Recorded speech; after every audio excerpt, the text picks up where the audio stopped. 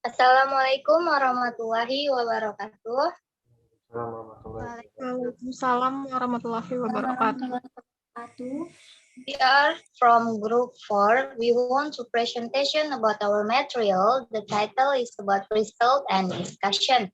Before we continue about our lesson, we say with basmalah. Bismillahirrahmanirrahim.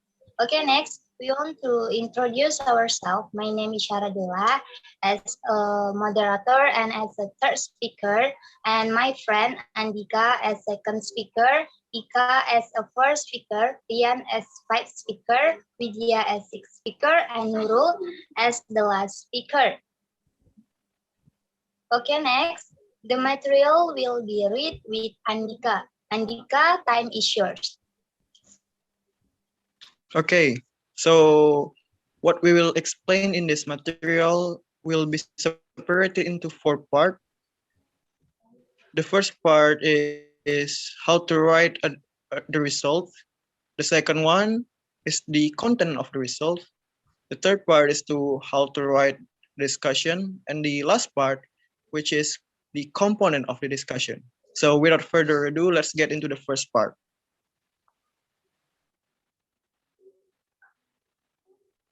Okay, next, I want to explain about how to write the result.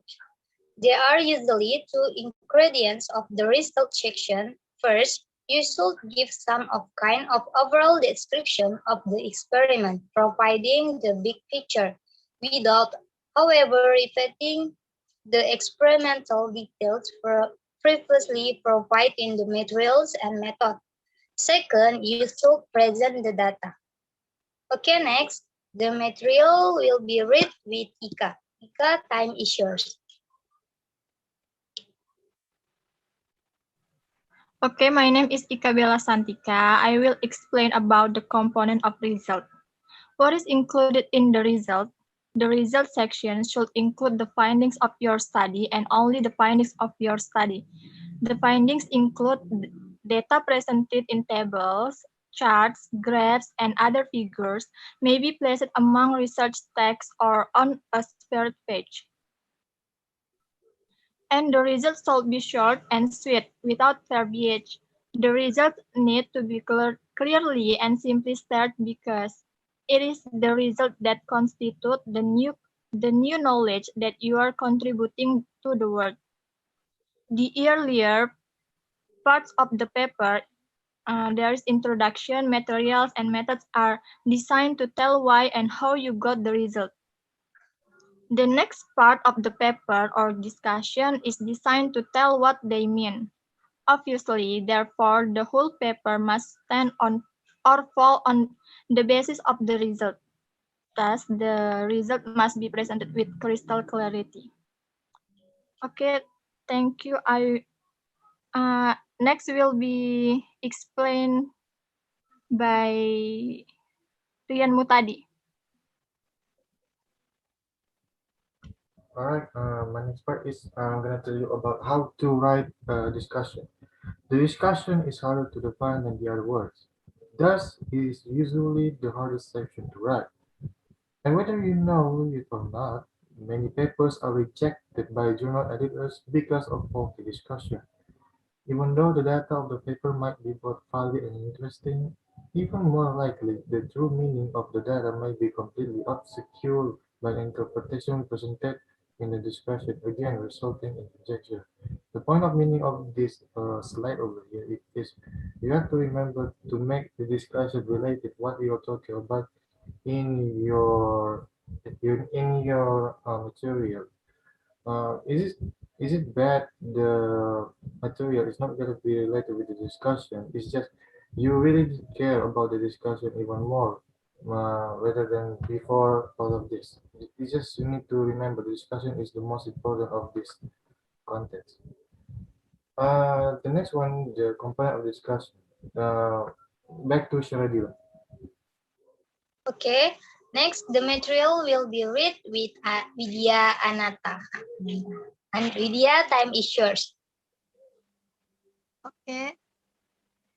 Component of the discussion, the first is Try to present the principle, relationship, and generalization shown by the result. And bear in mind, in a good discussion you do not recapitulate the result. The second, point out any exceptions or any lack or correlation and define unsettled point.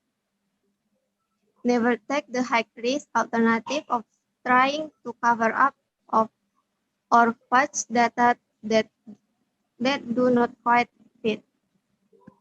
The third, show how your result in interpretation agree or contrast with previously published work.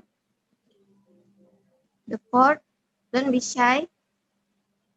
Discuss the theoretical implication of your work as well as any possible practical applications. The fifth, state your conclusion as clearly as possible. The sixth, summarize your evidence for each conclusion, or as the wise old scientists will tell you, never assume anything except a 4% mortgage. Thank you.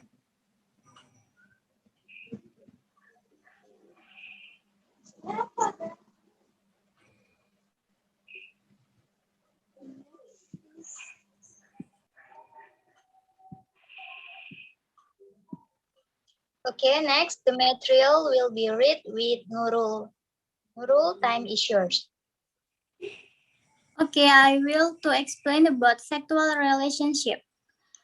The first, in the simple terms, the primary purpose of the discussion is to show the relationship among observed facts. Second, the discussion should end with a short summary or conclusion regarding the significance of the work. The third, in the showing the relationship among observed facts, you do not need to reach cosmic conclusion. Seldom will you be able to illuminate the whole truth. More often, the best you can do is shine a spotlight on the area of the truth. Your one area of truth can be illuminated by or your data. If you extrapolate to a bigger picture than that shown by your data, you may appear foolish to the point that even your data supports conclusions are cast into doubt.